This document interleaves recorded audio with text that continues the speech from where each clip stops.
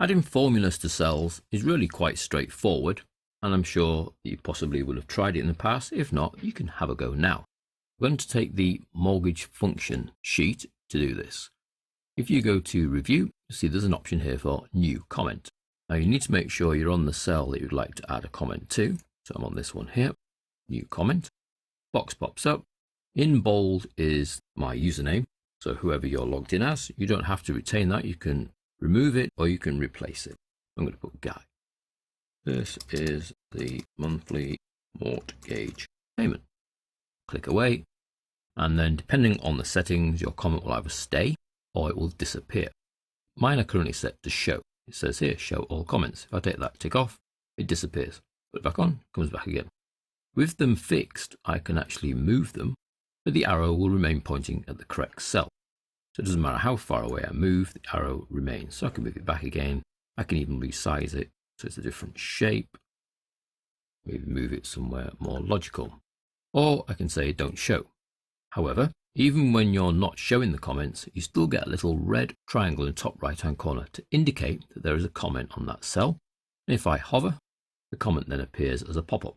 So I can choose to have them fixed at all times, so that's show all comments, not fixed but visible via the red little triangle, in which case I hover and they pop. Now that's fine and it works great and I can add as many comments as I like. At times you may wish to add a comment to a formula but not have some kind of indicator on the screen, whether that be a little box because you're showing them all or even a red little triangle. Now we can do that cleverly.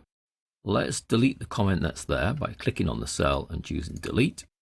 Now that comment has gone, but I still want to add a comment to this cell for either myself in the future or someone else who's using the formula.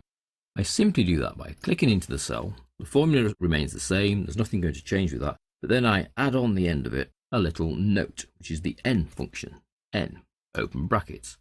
It actually converts text to numbers and numbers to text, but if I just put a comment in speech marks, it will just keep that comment within the cell. So n, open brackets, speech marks. This is the monthly repayment value. So using this clever little option of an n, you can hide comments within formulas because it's not displayed here in the cell. The only way to know it's there is by looking in the formula bar at the top here. But we can hide that comment in there, and anyone who's just using the sheet to work things out is not likely to then go around and interrogate the formulas. Anyone who needs to know what's going on would have a look at the formula, would have a look at the contents up here, and then this comment could be quite helpful to them. We might use it a bit more than just to say this is the monthly repayment value. We might use it to actually explain each of the three components. Why are we dividing by 12? Because we want a monthly interest rate, not the annual interest rate. Why are we multiplying by 12 on the B4? Because we need to turn the number of years into number of months.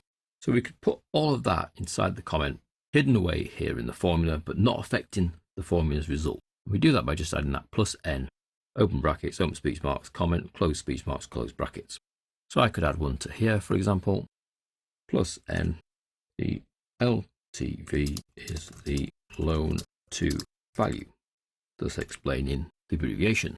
And again, it's not visible on the sheet. It's only there if you look into the formula itself.